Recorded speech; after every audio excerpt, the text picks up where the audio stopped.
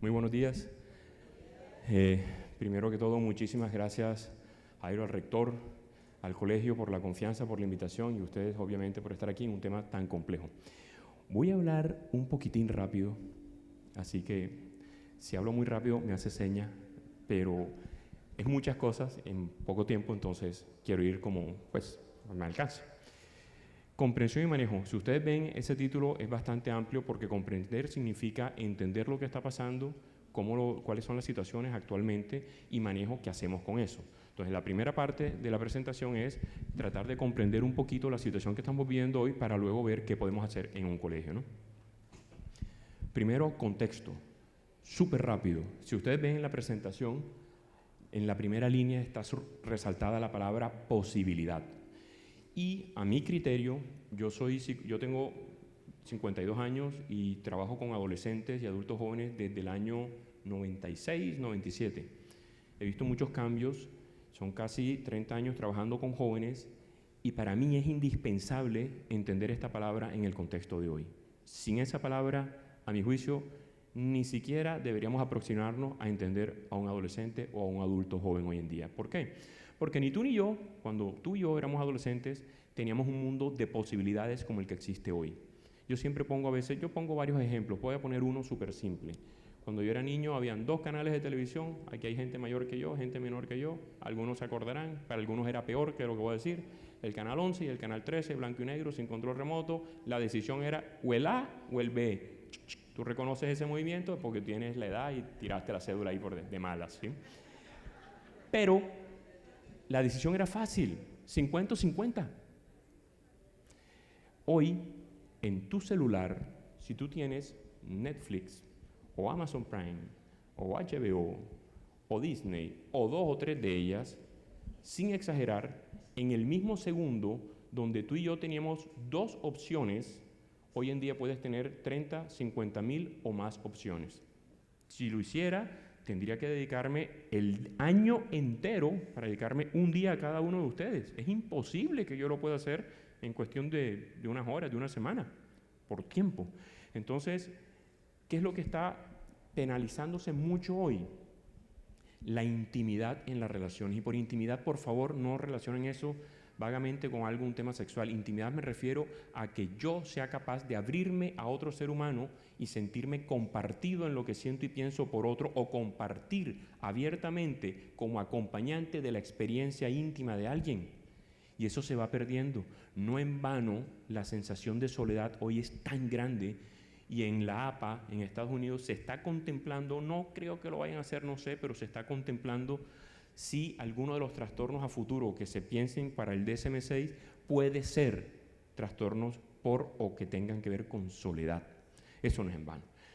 Cuando se utiliza el chat para decirle yo qué le digo a mi novio, Dios mío Jesucristo. Cuando le utilizo el chat para que me haga terapia, no me estoy aprendiendo a relacionar con nadie. Me dan unas indicaciones que adicionalmente por investigación formal ya está establecido que los chats, voy a decir algo que va a asustar, espero que no, pero no para que se angustien, sino para que lo tengan pendiente. Los chats son diseñados por alguien que los diseña. Entonces están secados por la personalidad de un diseñador. Y esos chats no sienten, pero están diseñados para que tú sientas que sienten. Entonces te complacen en todo. Y esa es la personalidad de una persona depresiva. Y ya están en las investigaciones bien clarito cómo, sin darse cuenta, las conversaciones te llevan a desarrollar personalidades que pueden llevar a la depresión. No te estoy diciendo que te lo genera, pero sí te puede llevar, y si eso se relaciona con componentes de vida que impliquen temas de depresión, es un caldo de cultivo espectacular para que surja un problema psicológico ni al berraco. Entonces, en este mundo de posibilidades, las opciones son inmensas. Es muy fácil perderse, es muy fácil temer a tomar decisiones porque es muy fácil equivocarse. Voy a ir colocando algunos ejemplos. Junto con ese tema de las posibilidades, ¿qué deberíamos tener en cuenta? Que las familias ya no tienen el tiempo, ni tú ni yo. Yo tengo un hijo pequeño y lo veo 1 hora en la mañana, 1:30, 2 horas en la noche. No lo veo más. Así quiera, tendría que pedir permisos laborales, que de vez en cuando me lo darán, pero no lo voy a pedir todos los días. Y tengo que ver en 3 horas al día cómo es la relación con mi hijo. Yo soy un padre, aunque no quiera, relativamente ausente en términos de tiempo, porque mi vida laboral, como la tuya, seguramente no te lo permite. Y hoy mamá y papá trabajan. Y entonces ese relacionamiento afectivo con el que tú y yo crecimos, muy íntimo con nuestros padres o con alguno de ellos al menos, hoy no se puede dar muy fácilmente. Entonces, digamos, haciendo una especie de metáfora, antes tú y yo crecíamos con un colchón emocional que nos permitía soportar ciertos dilemas, frustraciones, etc. Ese colchón se ha reducido tanto que podríamos decir que es una colchoneta casi que de camping, y los jóvenes no tienen un soporte afectivo para poder enfrentar. Ahorita le comentaba al rector del colegio que el año pasado en la universidad atendí en febrero el año pasado a unos papás de un niño de 30 años que estaba haciendo una maestría y el director de la tesis no le autorizó pasar la tesis a sustentar porque tenía que hacer arreglos en la tesis. Eso le pasa a cualquier persona que hace. A mí me la devolvieron como 10 veces. Y los papitos de ese hombrón de 30 años pusieron una tutela porque eso le iba a traer graves problemas de ansiedad a su hijo. Y me tocó atender al hijo callado en la oficina con dos papás peleando por la salud mental de su hijo. Yo decía, Dios mío, esto es un hombre de 30 años. ¿Qué hace ese tipo en el mundo laboral cuando tenga un problema? Papi, o sea, ¿qué va a hacer? ¿Sí? La verdadera generación de cristal no son los jóvenes, son las mamitas y los papitos, que evitan que un joven aprenda a desarrollar potencial, que aprenda a asumir consecuencias, que aprenda a saber que hay límites, que aprenda a enfrentar frustraciones, a que sepa que es normal aburrirse y salir del aburrimiento creativamente haciendo qué. Eso que estamos impidiéndole hacer por sentirnos bien y para mostrar socialmente lo buen papá que soy, nos estamos tirando a estas generaciones, ¿no? Y tenemos además el descaro de decir es que esa es una generación de cristal. Hemos creado una generación de cristal que es distinto, ¿no? Perdonen si soy muy fuerte en esto. Con esto hay una segunda palabra importantísima para mí sin la que tampoco puedo entender a un joven, yo por lo menos. Junto con la palabra posibilidades es la palabra impactar. No impactar en el sentido de antaño, de yo quiero figurar, ¿sí? De yo quiero mostrarme. Impactar, estos jóvenes de hoy crecen en su gran mayoría como tendencia, no todos, pero como tendencia, es decir, la mayoría, a querer hacer cosas significativas para el grupo con el que trabaja, para el sitio donde está, para la sociedad. Necesita sentir propósito. En la universidad tenemos alrededor de 10.000, un poco menos de 10.000 estudiantes de pregrado y hemos tenido más de 7.000 estudiantes que han hecho parte del voluntariado. Un dato simple, no es el gran dato científico, pero simple para mostrarte que no estamos ante una generación apática, que estamos ante pelados que quieren hacer algo por ti, por mí, por la sociedad, y que son pelados que se van a limpiar las playas de la ciudad y que se van a hacer una cantidad de cosas, ¿no? Entonces, no son jóvenes que no saben qué hacer, jóvenes que están necesitando. Alguna vez me contrataron de un banco muy importante aquí, el gerente regional, para que lo orientara qué hacer con los pelados, porque, pelados para nosotros, porque la mayoría de ellos, de los empleados de ese banco, tenían alrededor de 20 y pico, estaban entre 20 y 30. ¿Y qué hacer con ellos? Y creamos algunas actividades donde ellos pudiesen comprometerse con el ambiente donde está ubicado el banco, limpiándolo, comprometerse con campañas de salud, comida nutritiva, higiene, hábitos de comportamiento sanos. ¿Qué tiene que ver eso con análisis financiero, que es para lo que estaban contratados? Nada, pero sin eso no se comprometen en su trabajo y haciendo eso tienen un sentido en el cual les permite hacer mejor lo que están haciendo, ¿no? Entonces estamos ante una generación necesitada de sentirse valiosa, escuchada, de querer ser propositiva. Pero yo conozco pelados que no. Obviamente, habrá muchos que les importará 5, pero como tendencia van a encontrar un grupo increíblemente interesado. Por lo menos es lo que yo veo con lo que he trabajado y con lo que recibo, ¿no? Entonces, ojo, impactar, porque eso implica desafíos. ¿A dónde nos lleva esto? A varios dilemas. Yo he identificado en mi vida profesional como psicólogo alrededor de 6 dilemas. Estos son, a mi juicio, no sé dónde ponerme para no quitarle la visión a algunos, pues si me pongo acá. Estos 2 dilemas para mí son los más importantes, los principales, especialmente el primero. El segundo ya implícitamente medio lo mencioné. ¿Qué significa el primero? Estamos, acuérdense, contexto, En un mundo donde no tenemos el tiempo necesario para desarrollar vínculos afectivos muy fuertes y sólidos con nuestros hijos, con los muchachos, etcétera, ¿no? Y estamos en un mundo de redes sociales donde las relaciones son inmensas. Alguna vez, yo pongo este ejemplo acá ratito también, estaba trabajando en Bogotá y atendí a una muchachita, tenía 13 años en un colegio que tenía dificultades interpersonales y la muchachita me decía, yo tengo un novio, Alberto, pero no sé si es el hombre de mi vida. Yo, hay niña, 13 años. Pero ella me decía, ¿qué tal que yo por estar pendiente de él no vea a todos los otros? Y yo decía, ¿pero cuáles son todos los otros? Los que tengo en redes. Y ese tenía como 700 personas en redes. La decisión no es fácil, entre 1 o 700. Además que en redes, bacanísimo. Porque tú estás ahí aburrida mirándome a mí, hablando un poco de vainas, el viejo pendejo ese, y estás ahí y te tomas una foto capacitándome. Y sales así bacanísimo en redes, sales chéverísimo. Porque en redes tú te relacionas con una parcelita de la persona, no te relacionas con la completud, no te relacionas con el estado de ánimo, con sus miedos, con sus gustos y con sus intereses. Entonces no aprendemos a relacionarnos con un ser humano. Pero adicionalmente todo el mundo entonces se ve espectacularmente interesante, atractivo. ¿Cómo me decido yo entre 700 personas? Pues puchiga, nadie va a ser capaz de hacer eso. Entonces la sensación de soledad, si no hago parte, si no estoy ahí, es muy fuerte. En un mundo de redes, si no estoy, la sensación de soledad no es algo nuevo porque en nuestra adolescencia también existía, pero nunca con el nivel de intensidad con la que se está viviendo hoy como tendencia, la sensación me refiero, ¿no? Entonces, ¿cuál es el dilema fuerte? Quiero relacionarme, pero no sé cómo hacerlo, porque temo la soledad. Temo la soledad, no quiero quedarme solo, pero no sé cómo carajo relacionarme contigo. Y si lo sé, me da pánico hacerlo. ¿Dónde quedo? En un limbo, temiendo a la soledad, pero estando solo porque no sé cómo relacionarme íntimamente. Íntimamente. Ese dilema está destruyendo significativamente porque está en la base de la gran parte de los trastornos de ansiedad y de depresión que estamos teniendo. Y los trastornos de ansiedad y los de depresión se han cuatriplicado respecto a los años antes de pandemia. Y no le echen la culpa a la pandemia, simplemente aceleró, como ya todo el mundo dice, ¿no? Pero no es culpa de la pandemia, ¿sí? Se intensificó. Ojo, porque ese es un dilema fuerte. Y ese dilema está íntimamente relacionado con uno que implícitamente he dicho, que es el que está abajo, el segundo. En un mundo de tantas posibilidades, es muy difícil tener claro qué quiero. Es muy fácil equivocarse, porque ya no me equivoco entre el canal A y el B. Me equivoco entre las 10.000 opciones de Netflix, las 10.000 del otro y las 10.000 del otro. Es muy difícil tener conciencia y claridad.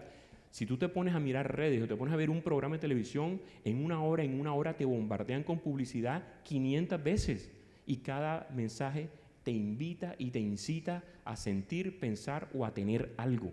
Entonces la hiperestimulación es muy fuerte y no tener claridad de lo que uno quiere se hace un problema muy grande hoy en día. ¿Qué pasa ante estos dilemas, no? Formas, voy a pasar un poco rápido por temas de tiempo, formas inapropiadas, no significa que esto es lo que hacen los jóvenes, formas inapropiadas de algunos jóvenes de enfrentar esos dilemas. Aquí veo algunos jóvenes, no con ese problema, claro. Comportamiento hiperrestrictivo, hiperexceso, se restringe demasiado, ¿sí? Ante ese dilema de soledad y querer relacionarme, no saber cómo, todas las posibilidades, pero no quiero perder seguridad ante todas las opciones, etcétera, algunos ¿qué hacen?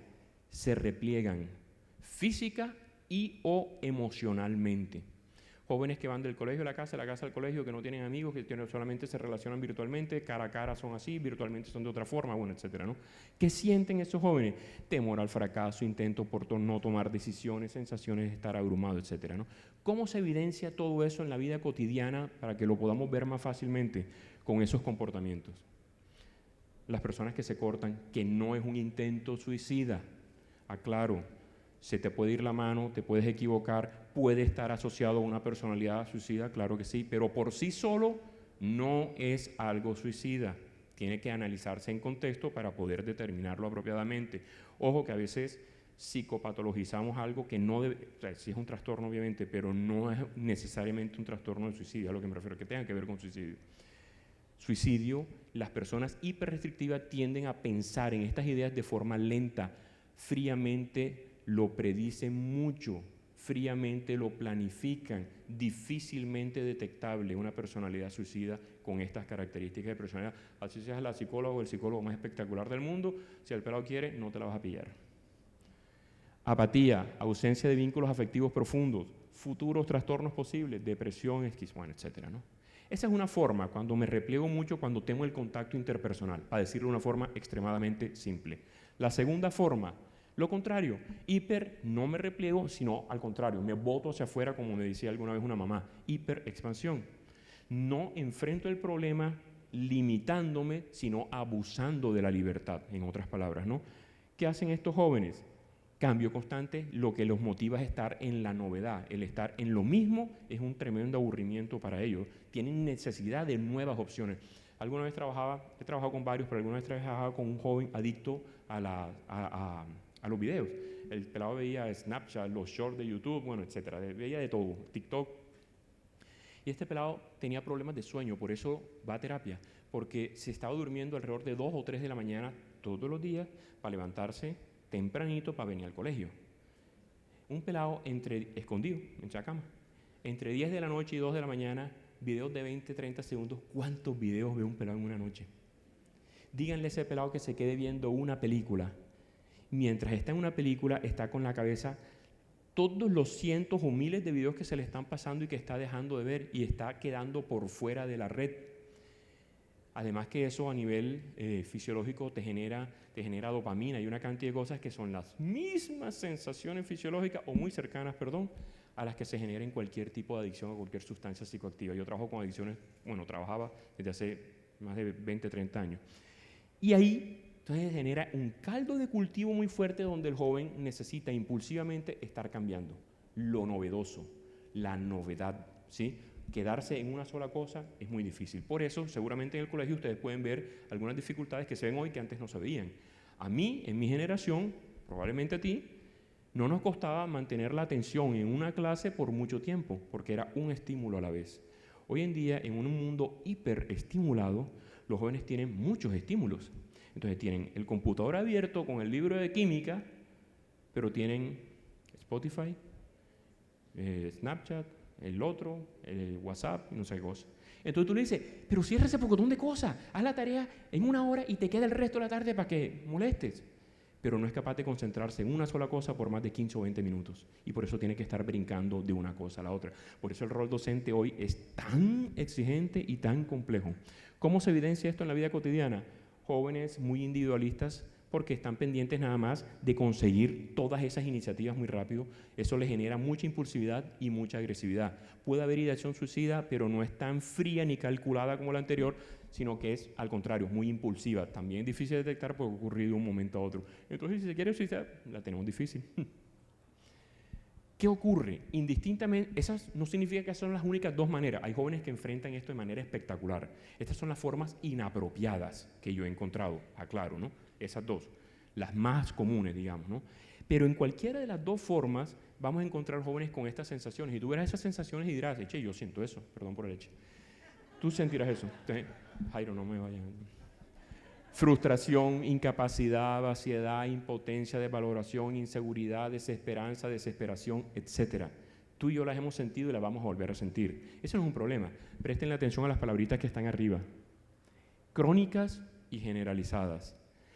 Voy a poner un ejemplo de una estudiante que tuve hace como 10 años.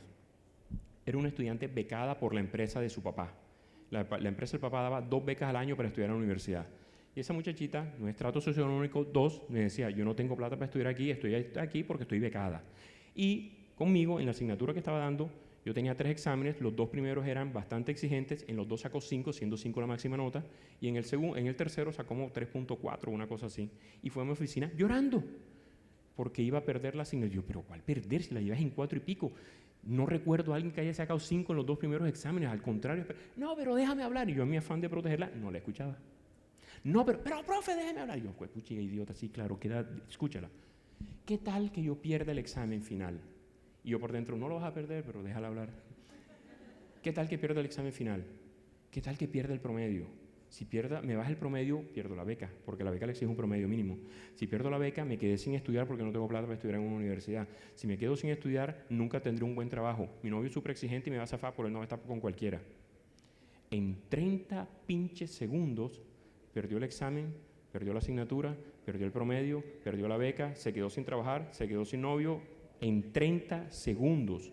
Si ella no aprende a enfrentar la ansiedad que eso le genera, esa frustración se va generalizando a otras esferas de su vida, porque se va a sentir bastante incompetente, impotente, insegura, incapaz, etcétera, para enfrentar otra asignatura. Ya se va sintiendo así de la mía. Y si no sabe enfrentarla, esa sensación no dura un día. Es normal que tú y yo nos frustremos por un día o una semana, pero lo normal es que al cabo de la situación que nos genera la frustración, una vez pasa o la enfrentamos, esa frustración baje y tú sigas con tu vida normal. Si esa frustración, por hablar de frustración o cualquiera de las que está ahí, queda, eso no es normal. No te estoy diciendo que es un trastorno, pero no es lo sano, no es lo deseado.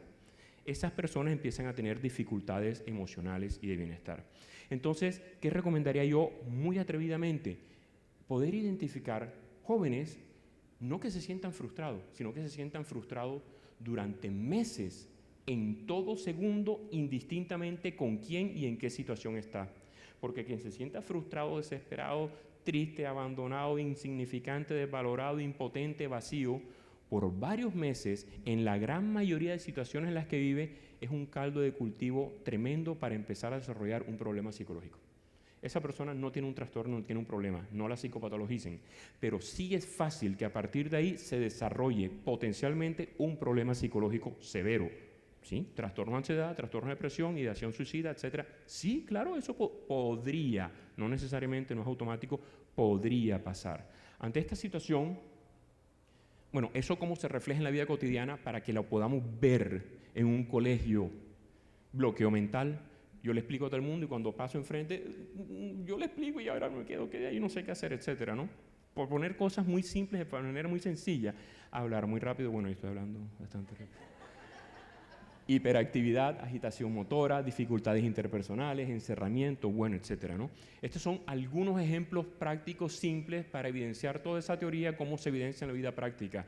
Cuando alguien se siente así por varios meses y en distintas situaciones de su vida cotidiana, sin poder controlarlo, ojo, es una señal que te está diciendo, hey, necesito apoyo, hey, ayúdame, necesito apoyo. No es problema de voluntad, no es que sea mala persona, está pasando por una situación que la está abrumando o la está sobrepasando en su capacidad de enfrentamiento.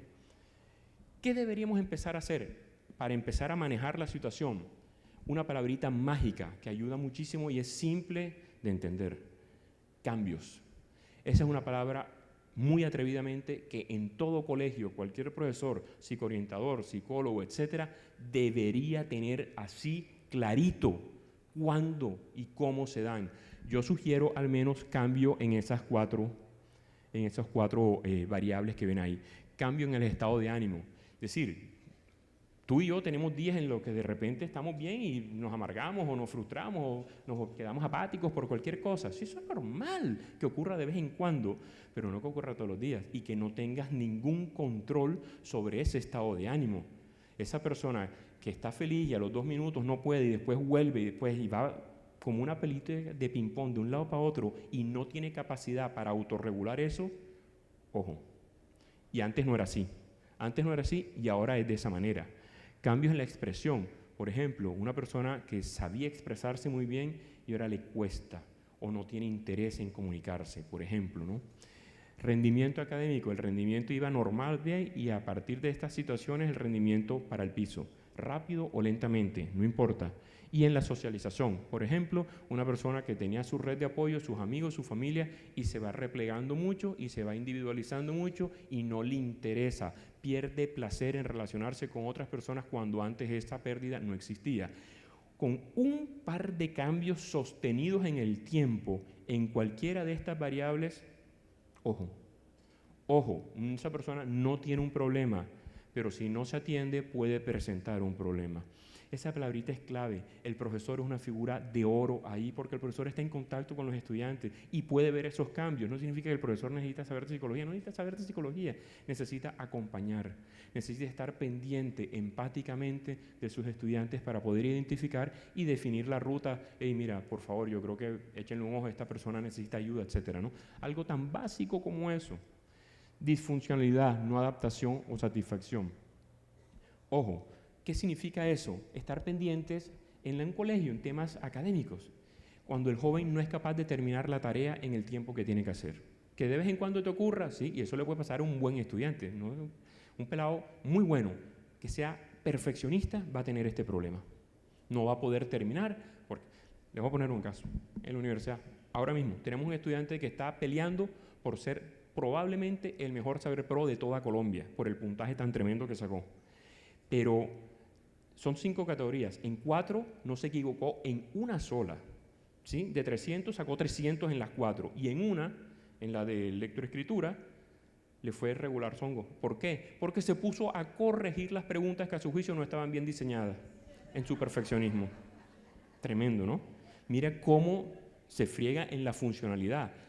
Sacó tremendo puntaje, pero la nota hubiera podido ser literalmente perfecta. Pero eso no le pasa solo a una persona con problemas. A lo que me refiero es que eso le pasa a cualquiera. Eso no tiene nada que ver con que seas normal o tengas problemas o lo que sea, ¿no? A cualquier ser humano.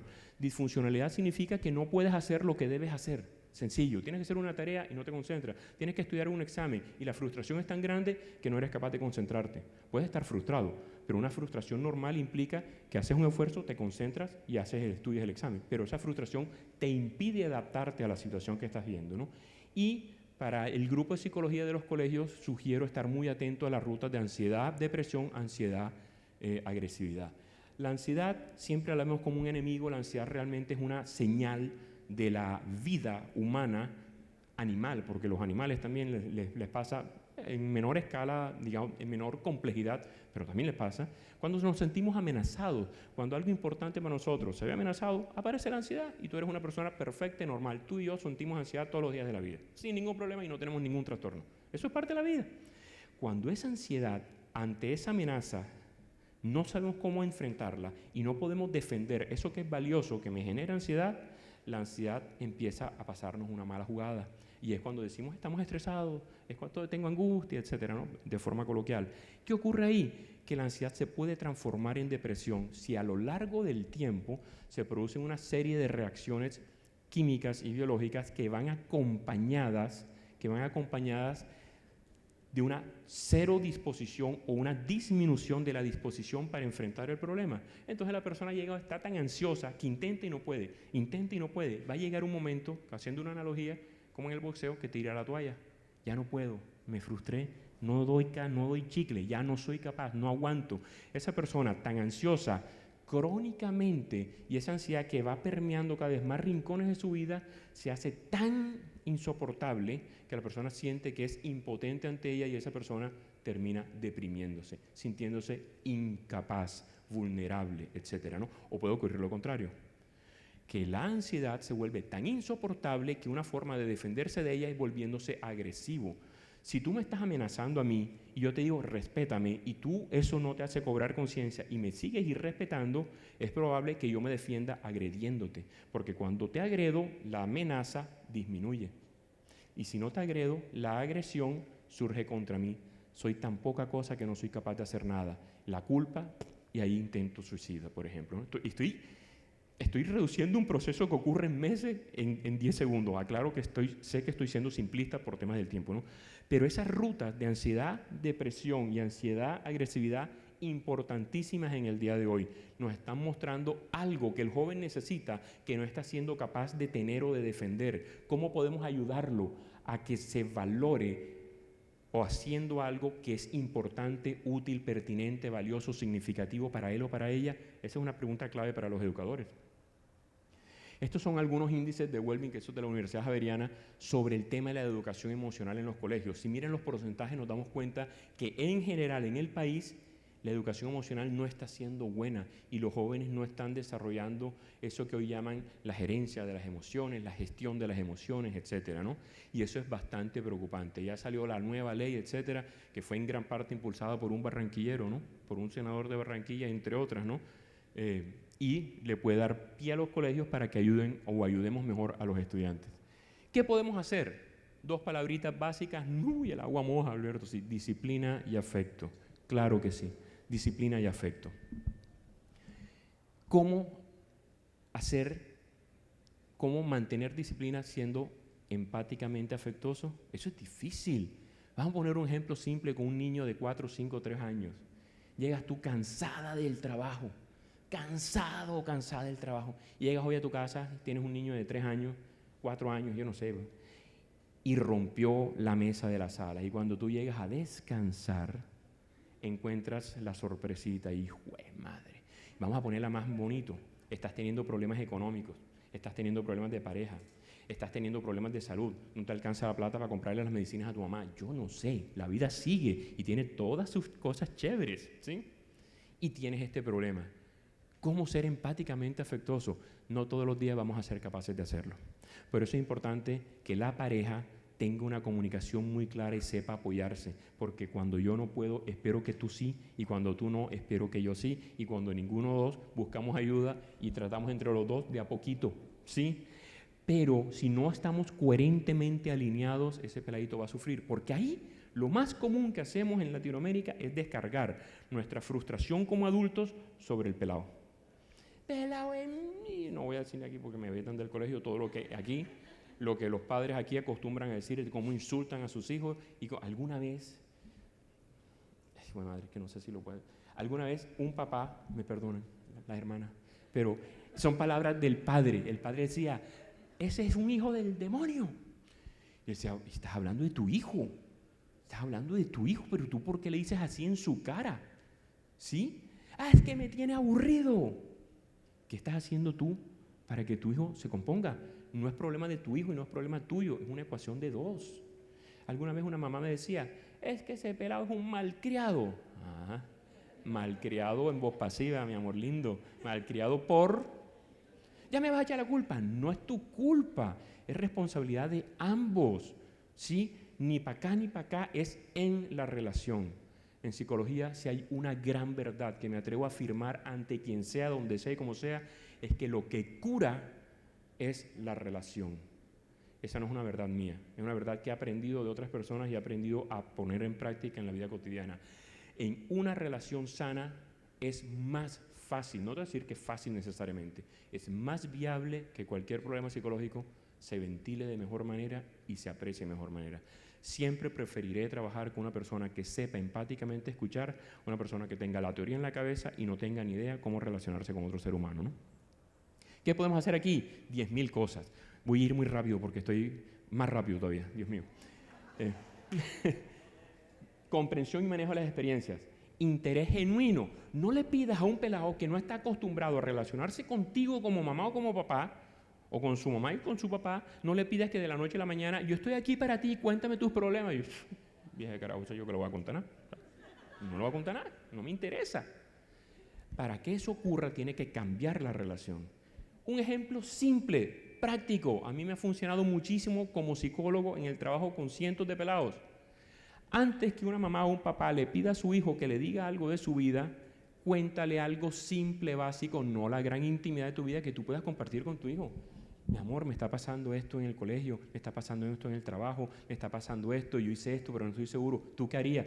Alberto, un pelado de 13 años, te sorprenderías lo que un pelado de 13 años te puede decir, pero el punto no es ese, el punto es que genuinamente, y eso no lo puedes posar, si genuinamente no estás dispuesto o dispuesto a interesarte por la opinión de tu hijo o del estudiante, vete, no vas a hacer absolutamente nada, ¿sí? Nada.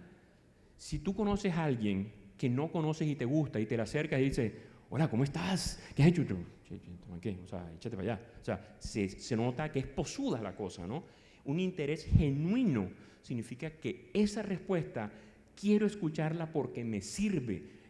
Y como es salida de la perspectiva tradicional, de repente me da nuevas cosas, pero lo importante es que se siente escuchado por ti. Lo importante es que sienta que su opinión vale. Eso tiene que ser genuino. Cuando tú construyes una relación significativa para él o para ella, ahí es más fácil que tú le abras la puerta y le digas, cuéntame, y no te va a contar.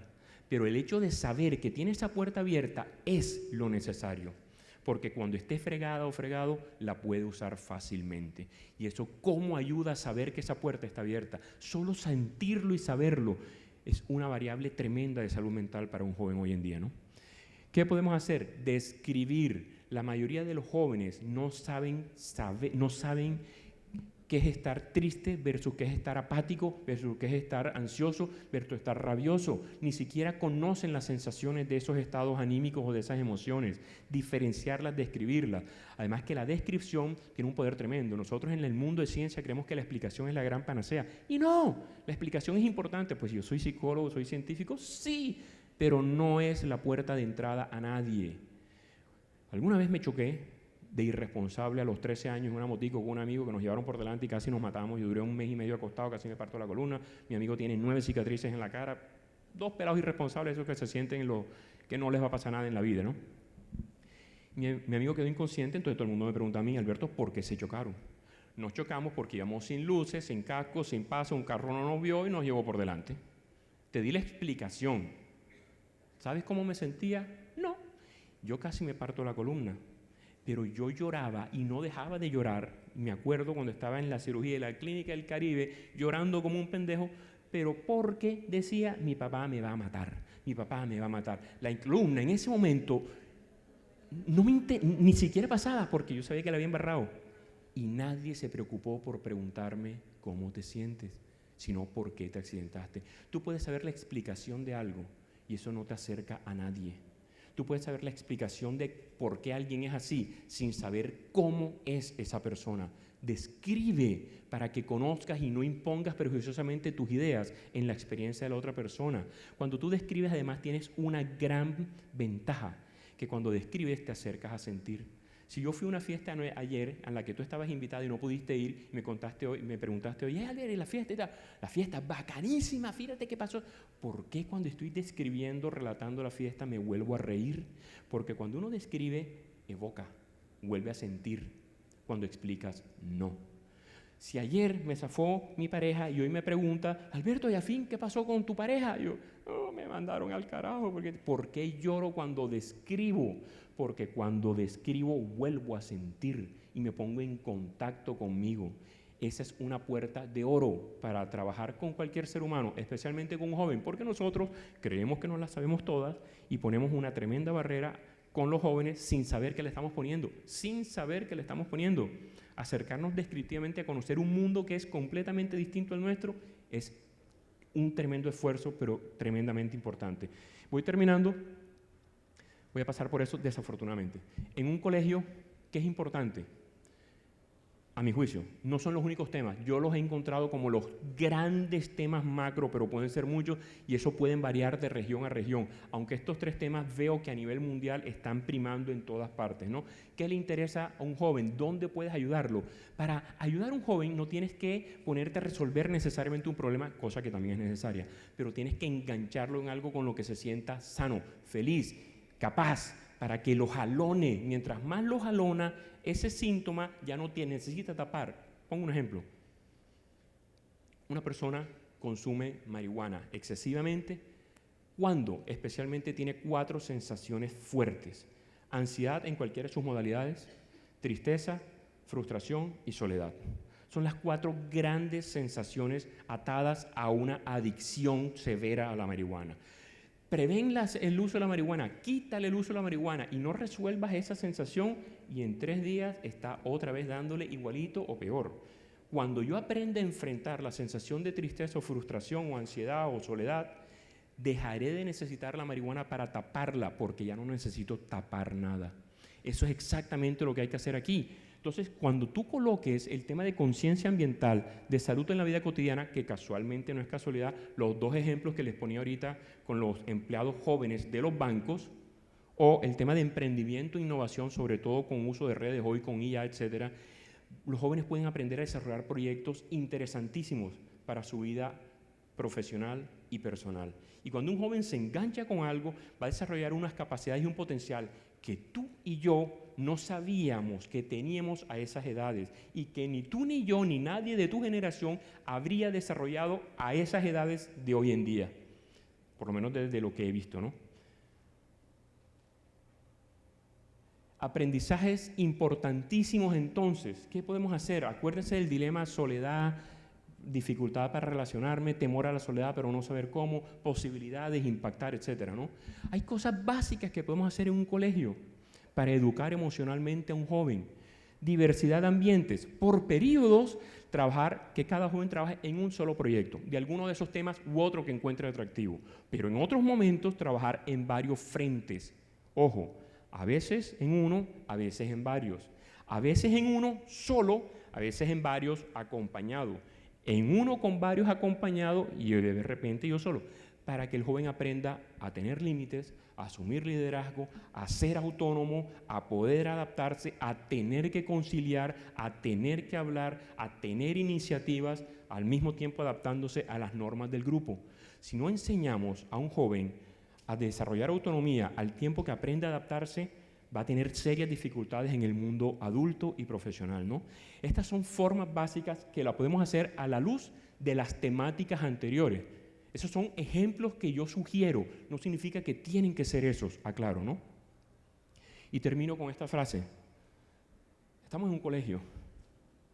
Toda actividad pedagógica, cualquier colegio, desde primaria, bachillerato o incluso universidad, de donde tú quieras, hagas lo que hagas, cualquier iniciativa pedagógica, cualquier estrategia pedagógica, cualquiera, incluso las de IA que llevan al encerramiento individual, cualquiera se da en una relación, así sea conmigo mismo, pero todas se dan en una relación.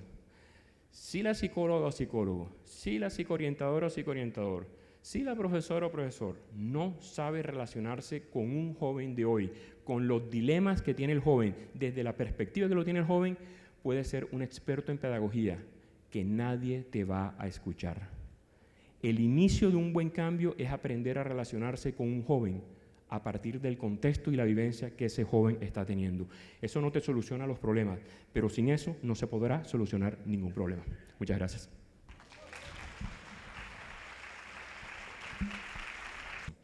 Les pongo un ejemplo.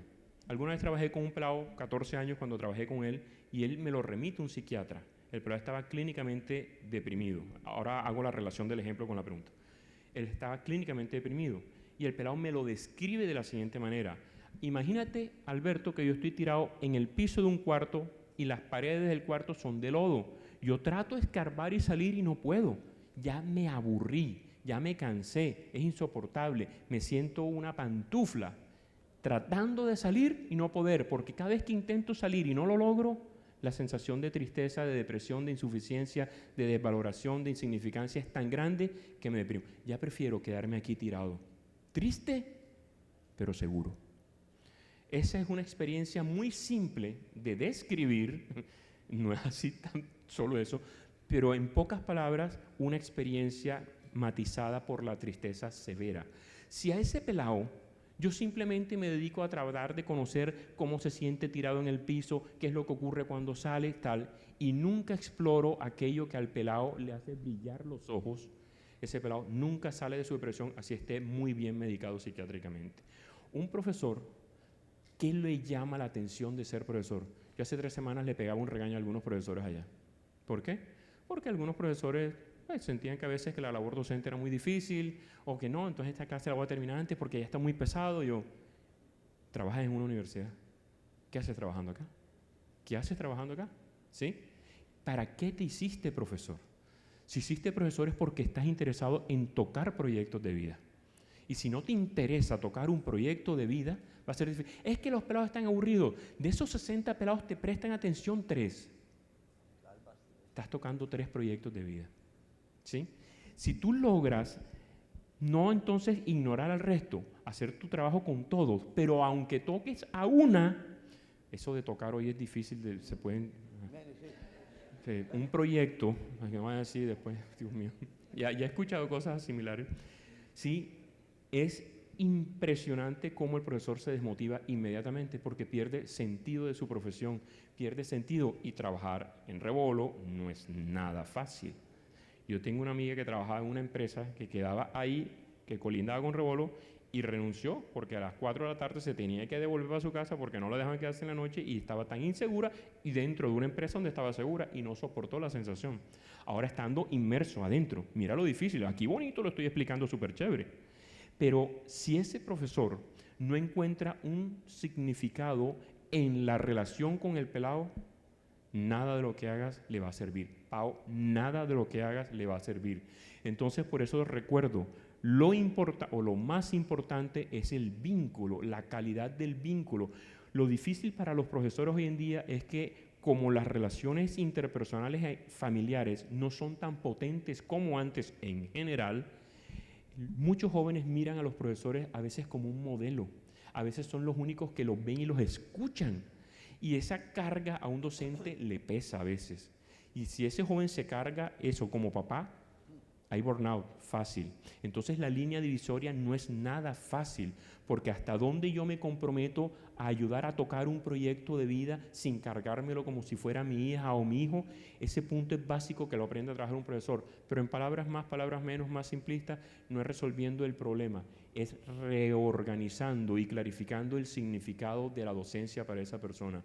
Tocar un proyecto de vida, mira, si hay algo que tienen algunas profesiones, como la educación, la salud, la enfermería, la medicina, la psicología, etcétera, es que tiene un valor agregado que difícilmente tienen otras profesiones. Porque yo me encuentro hoy egresados de hace 30 años y dicen, profe, ¿cómo está? Me acuerdo todavía su clase, ¿cómo me sirvió? ¿Cómo me sirvió? Yo no sé en qué carajo le habrá servido. A veces me dicen, me sirvió mucho esa cosa que dijo de tal. Yo ni me acuerdo que dije de tal. Pero para ella eso fue increíblemente significativo. Y eso, el valor que si estoy centrado me puede dar en mi vida, no me lo paga ningún trabajo de ninguna clase en el mundo, ¿no? Entonces, recuperar eso para un docente, Paola, es extremadamente simple. Lo importante es trabajar eso no como una cuestión filosófica del sentido de vida por allá, el sentido de la relación con este pelado concreto, ¿cuál es? ¿Cuál es el limitante y hasta dónde puedo llegar? ¿Cuáles son las metas apropiadas con cada joven? Porque como docentes también nos ponemos unas expectativas que si no todos salen espectacular, yo lo estoy haciendo mal. Y se me olvidó la segunda pregunta. Ah, no, nos hemos quedado cortísimos, Pau. Sí, nos hemos quedado cortísimos. Te pongo un ejemplo de lo, pues yo no voy a hablar de la academia en el mundo. A nivel general te puedo decir que hay una deuda inmensa. En la universidad, por ejemplo, en el departamento de psicología, lo que hicimos fue un programa que se llama Psicología a la Calle, que tiene que ver incluso con la primera pregunta. Psicología a la Calle, ustedes saben que la universidad tiene un hospital en la 30, ¿sí? Y hay muchos colegios que colindan con el hospital, y entonces ese programa lo que hace es trabajar en prevención, por ejemplo, de adicciones, con los estudiantes líderes de esos colegios. Entonces, esos pelados se certifican, un certificado formal de la universidad en capacitación y prevención de temas de adicciones, y esos pelados replican eso en el colegio, ¿no? Ese tipo de labores son obligatorias. El consultorio jurídico entonces ahora es consultorio a la calle y se va a los barrios en vez de esperar que le lleguen al consultorio, porque cualquier persona del área educativa, social o de salud que no salga del salón, del consultorio, etcétera, vas a tener un impacto minúsculo respecto a la necesidad que existe hoy socialmente, ¿no? Entonces, en palabras simples, la deuda es en miles de billones. Pero ¿qué es lo que hay que hacer? Trabajar comunitariamente saliendo a la comunidad directamente, ¿no?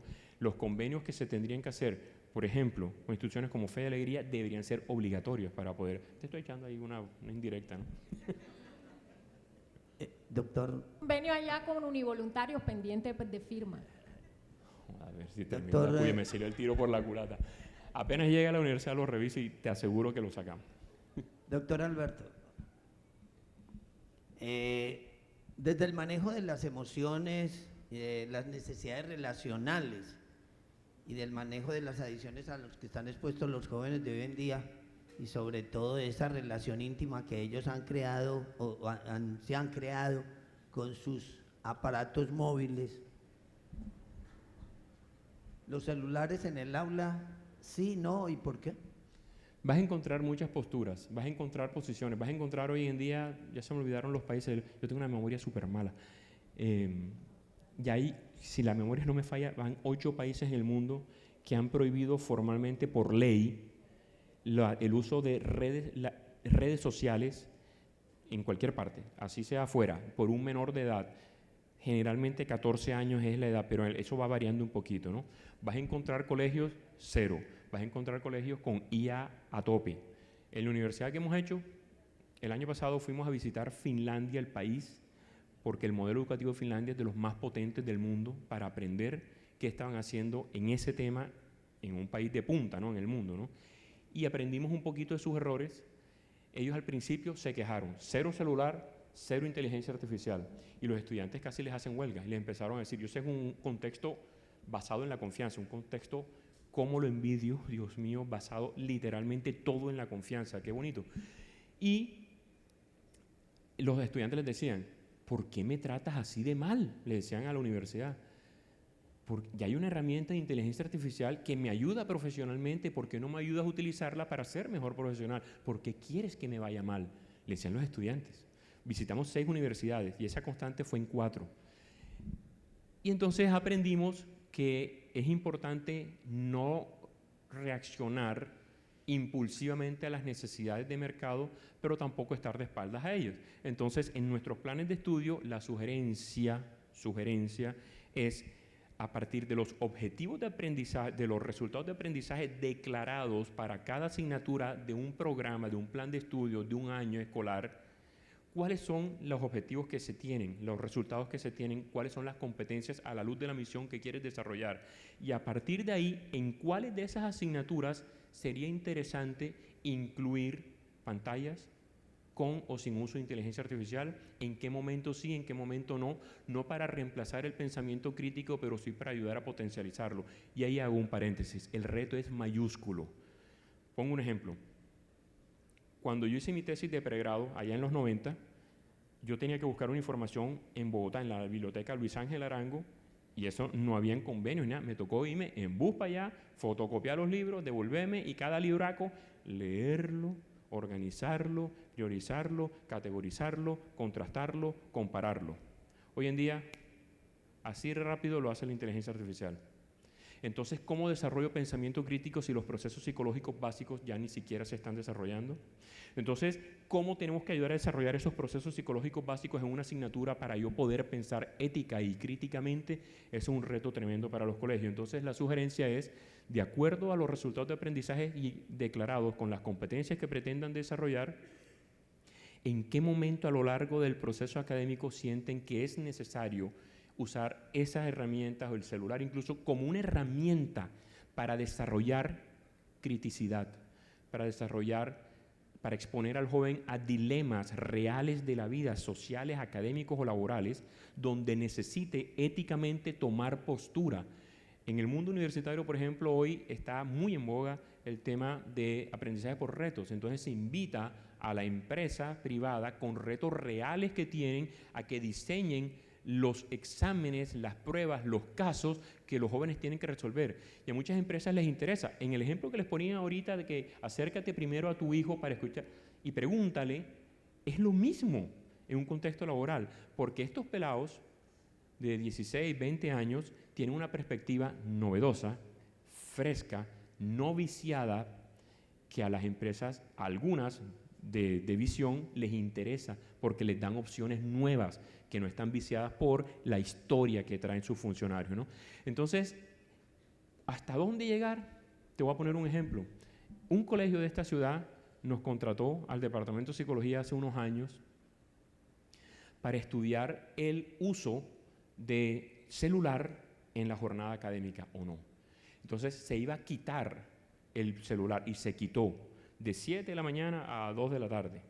Nosotros hicimos mediciones psicológicas antes de la medida, durante la medida y después de la medida. Medimos capacidad de atención, de concentración, relaciones interpersonales, manejo de la agresividad, reportes de los padres, ya hablaban con sus hijos en la comida, menos peleas, menos sanciones, todo mejoró la atención, mejoró la concentración, mejoraron las notas. Y el colegio volvió a usar el celular. ¿Por qué? Ustedes saben, lo dijimos aquí. ¿Por qué? Por los papitos. porque los papás presionaron tanto para saber que yo quiero saber cómo está mi hijo durante el colegio, que el colegio, a pesar de los resultados, lo volvió a implementar. Entonces, la clave es las competencias y los resultados de aprendizaje que tú declaras y que quieres desarrollar. Para desarrollar esos resultados, es importante utilizar estas herramientas digitales como una herramienta para potenciar ese pensamiento crítico. Vas a encontrar posturas muy conservadoras, otras muy liberales, otras intermedias, pero lo importante, indistintamente cual sea, es que sea una herramienta que nunca reemplace la postura crítica y ética, sino que estimule la toma de perspectiva y la decisión sustentada y argumentada de por qué esto o por qué aquello. Porque ahí en Pereira, yo soy rector de un colegio en Pereira del Estoná que es público, y nosotros incluso para este año hicimos, digamos, como una especie de acuerdo con estudiantes y pilotaje. Para los estudiantes de octavo no traen el celular al colegio, y para los de noveno lo traen bajo digamos, unos compromisos de buen uso. Experiencia los primeros 2 meses. Las niñas de octavo buscaron la mayor estrategia para traerlo, de manera oculta, de una forma, y se esconden y de todo.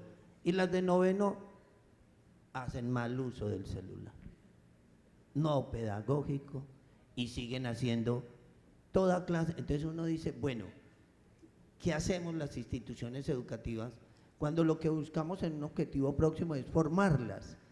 No solo en conocimientos, sino como también en valores y principios. Sí, claro. Donde se cae la confianza de pronto. Y vámonos a los papás, lo acabas de decir. Los papás llegan, no, es que se me lo trajo, es que aquello, tranquilo, y antes al contrario, necesito es comunicarme con ellas. Entonces uno dice, bueno, ¿qué hacemos? Porque la verdad que esas emociones, lo que decíamos ahora, emocionalmente, ¿cómo quedan las niñas? Hay una niña incluso que la mamá me dice, le quito el celular y esa niña me maltrata mal, me trata mal, rector, ¿qué hacemos? Y yo, bueno, ahí está. Ahí tienen que declararlo como colegio. Yo que aprendí, por ejemplo, trabajando hace 2 años con el ministerio, aparentemente me voy a salir un poquito del tema, pero no, con el tema de inclusión, sí, con el tema de discapacidad, etcétera, ¿no? De cualquier tipo de discapacidad física, cognitiva, etcétera, ¿no? Y el Ministerio de Educación casi me traje a los funcionarios de ese tema aquí y para estudiar el tema con ellos. Y prácticamente nos regañaron y dijeron, ¿ustedes por qué están haciendo eso? Eso no es lo que estudiaron. Ustedes creen que tienen que recibir a todo y tienen que hacer todo. Ustedes tienen que declarar. Lo que pasa es que para un colegio es más complicado, eso lo tengo claro. ¿Sí? Ahí la ley es más fuerte para ustedes. Tienen que declarar sus capacidades, hasta dónde están y qué van a pedir y qué están en disposición de que sí y que no y hasta qué límite y cuál es el horizonte de trabajo, ¿no? Pero dentro de lo que la ley permite, la coherencia hacia adentro y hacerla explícita hacia afuera, es decir, hacia la comunidad de padres, es obligatoria para que tú tengas unas reglas armónicamente establecidas, ¿no?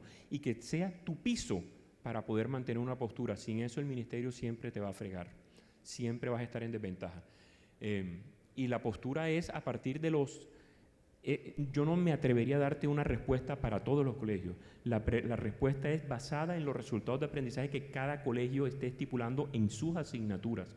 En esas asignaturas se considera que es necesario para desarrollar estabilidad o proceso psicológico básico. Si lo consideran que sí, ¿cómo? Pero no a rajatabla y abiertamente, porque sí puede ser un problema gravísimo. Sí te puedo decir que el uso de redes ha terminado de destruir la salud mental que traemos. Si yo tuviese el poder divino, prohíbo el uso más de 1 hora de cualquier ser humano al día en redes sociales. Te lo digo en serio, así de que dirás que conservador ortodoxo. Sí, de pronto.